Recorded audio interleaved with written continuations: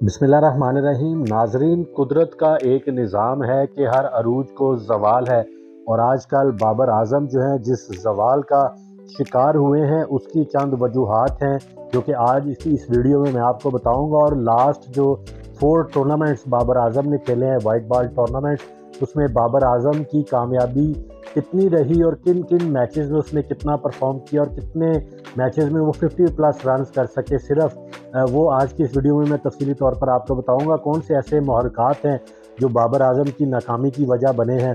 तो हमारे जो ज़राए हैं वो पाकिस्तान क्रिकेट बोर्ड के करीबी ज़राए हैं, उनका ये कहना है कि बाबर आज़म से मुतल्लिक जो है, तो बाबर आज़म से मुंसलिक हमारे जो करीबी ज़राए हैं उनका ये कहना है कि बाबर आज़म के डाउनफॉल की जो वजह या कुदरत ने जो उनके साथ जो करना शुरू किया है उसकी एक वजह ये भी है कि बाबर आज़म के अंदर अपना तकब्बुर बहुत ज़्यादा इस वक्त पाया जा रहा था टीम को लेकर। जैसे कि वो इंटरनेशनल क्रिकेट में परफॉर्मेंसेस दे रहे थे और नंबर 1 बैट्समैन का एजाज़ उनके पास रहा आईसीसी का। तो उसके बाद बाबर आज़म का जो है वो रवैये में खासी तब्दीली देखने में नज़र आई और उनके अंदर एक तकब्बुर का एलिमेंट जो है वो काफ़ी देर से देखा जा रहा था। दूसरी जो वजह बताई जा रही है कि बाबर आज़म की नाकामी की, कि उसने क्रिकेट टीम में मेरिट की बजाय अपनी यारी दोस्ती को जो है वो फ़रोग देने में बड़ा अहम किरदार अदा किया। क्रिकेट में जो टीम की सिलेक्शन की जाती थी उसमें यारों दोस्तों को बड़ा क्लोजली वो सपोर्ट करते थे।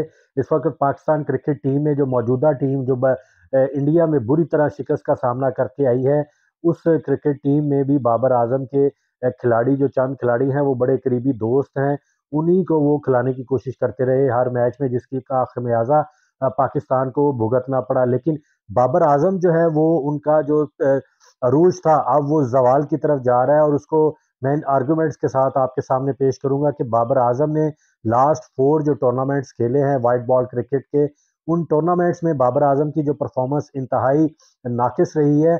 चंद एक मैचेस हैं जिसमें उन्होंने 50 प्लस रन स्कोर किए। तो सबसे पहले जो उन्होंने एशिया कप खेला था 2022 का, उसकी मैं आपको उनके फैक्ट्स एंड फिगर्स बताता हूँ कि इस मैच में उन्होंने कितना परफॉर्म किया था। उसमें पहला मैच जो इंडिया के खिलाफ खेला था उसमें सिर्फ 10 रन स्कोर कर सके थे। उसके बाद हांगकांग के खिलाफ 9 रन स्कोर करके बाबर आजम आउट हुए थे।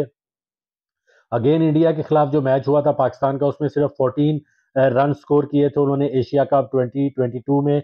अफगानिस्तान के खिलाफ वो 0 रन पर आउट हुए थे, जबकि श्रीलंका के खिलाफ एक मैच में 30 रन स्कोर किए थे और एक मैच में उन्होंने सिर्फ 5 रन स्कोर किए थे। तो यहाँ से बाबर आजम का जो है वो एक्चुअली जो बैटिंग का जवाल है वो शुरू होता दिखाई नजर आ रहा था, जो उन्होंने यहाँ पर स्कोर किए थे। बाद ही बाबर आजम के जो जवाल था उसका आगाज शुरू हुआ और इसका सिलसिला जो है वो T20 वर्ल्ड कप 2022 तक में भी जारी रहा, जहां पर उनकी बैटिंग परफॉर्मेंस की बात करें तो 7 मैचेस उन्होंने खेले इस T20 वर्ल्ड कप में, जिसमें 0 पर वो इंडिया के खिलाफ आउट हुए, जबकि जिम्बाब्वे के खिलाफ सिर्फ 4 रन स्कोर कर पाए थे।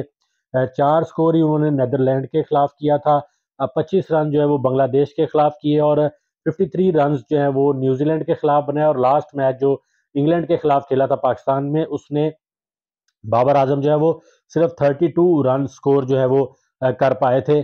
इसके बाद जो एशिया कप 2023 का हुआ था उसमें 4 मैचेस बाबर आजम ने खेले और ये वो वाहिद टूर्नामेंट है जिसमें उन्होंने सेंचुरी की थी। बाबर आजम ने गुज़िश्ता जो 3 टूर्नामेंट वनडे के वो इवेंट के वाइट बॉल बॉल के खेल रहे थे, उसमें नेपाल के खिलाफ उन्होंने 151 रन स्कोर किया था, बांग्लादेश के खिलाफ 17 रन बनाकर आउट हो गए थे, इंडिया के खिलाफ 10 स्कोर किया था और श्रीलंका के खिलाफ सिर्फ 29 रन स्कोर जो है वो बाबर आजम कर पाए थे। तो अभी जो वर्ल्ड कप 2023 है इसमें भी बाबर आजम जो है उसमें उनका डाउनफॉल जो है वो जारी रहा, यानी उनकी बैटिंग परफॉर्मेंस जो है वो जवाल पजीर होती हुई दिखाई दी। उसमें जो पहला मैच उन्होंने नेदरलैंड के खिलाफ खेला था पाकिस्तान ने वर्ल्ड कप 2023 में, उसमें सिर्फ वो 5 रन स्कोर कर पाए थे।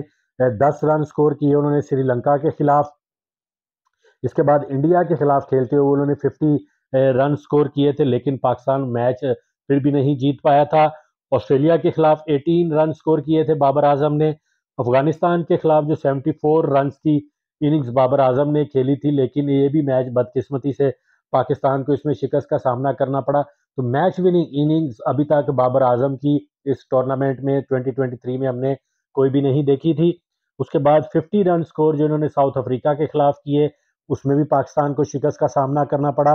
बांग्लादेश के खिलाफ 9 रन स्कोर करके बाबर आजम आउट हुए, जबकि 66 रन इन्होंने न्यूजीलैंड के खिलाफ किए और 38 रन जो है वो लास्ट मैच जो इंग्लैंड के खिलाफ पाकिस्तान ने खेला T20 वर्ल्ड कप का, जिससे पाकिस्तान का वर्ल्ड कप का सफर जो है वो इख्तिताम पजीर हुआ। और इस मैच में भी ऐसे ही लग रहा था कि बाबर आजम जो है वो अब दिल बर्दाश्ता हो चुके हैं और वो अब अपनी कैप्टनसी की तरफ तवज्जो देने के बजाय वो अपनी ज़ाती इंडिविजुअल परफॉर्मेंस की तरफ तवज्जो देने की कोशिश कर रहे थे। और इंग्लैंड के खिलाफ जो उन्होंने इनिंग खेली है उसमें भी यही लग रहा था कि वो अपना जो 50 या सेंचुरी स्कोर करने की तरफ जाने की कोशिश कर रहे हैं। हालांकि टारगेट बहुत बड़ा था इंग्लैंड ने जो पाकिस्तान को दिया था, उसको अचीव करने के लिए एग्रेसिव खेलना की ज़रूरत थी, जो कि 10 ओवरों में पाकिस्तान सिर्फ 30 से 40 रन स्कोर कर पाया था। हालांकि उनकी इनिशियल 2 बड़ी विकेट्स जो है वो पहले ही अब्दुल्ला शफीक और फ़खर जमान की गिर चुकी थी। तो अब बाबर आजम से मुतल्लिक जो खबरें हैं और मुसद्दका खबरें मैं आपको बता रहा हूँ कि वो T20 ये जो पाकिस्तान का वर्ल्ड कप होगा, इसके बाद जो नेक्स्ट सीरीज होगी T20 वर्ल्ड कप 2024 का, उसमें बाबर आजम कैप्टन नहीं होंगे पाकिस्तान क्रिकेट टीम के। और ये जो वर्ल्ड कप के बाद वापस आकर बाबर आजम जो है वो वनडे फॉर्मेट से तो कम अज़ कम अपनी रिटायरमेंट का ऐलान करने का उनका भरपूर इम्कान है। और उनके करीबी दोस्त भी ये समझ रहे हैं कि बाबर आजम ने ये फैसला कर लिया है। तो कैप्टनसी जो है वो उसके लिए जो लॉबी टीम में चल रही है, उसके लिए जो सबसे ज़्यादा फेवरेट समझे जा रहे हैं वो शाहीन शाह अफरीदी को समझा जा रहा है कि वो पाकिस्तान क्रिकेट टीम के नए कैप्टन के तौर पर सामने आ सकते हैं, क्योंकि उनके जो सुसर हैं शाहिद खान अफरीदी, उनकी लॉबी भी बहुत इस वक्त स्ट्रॉन्ग है। कराची चैप्टर जो है वो पाकिस्तान क्रिकेट बोर्ड में भरपूर तरीके से छाया हुआ है।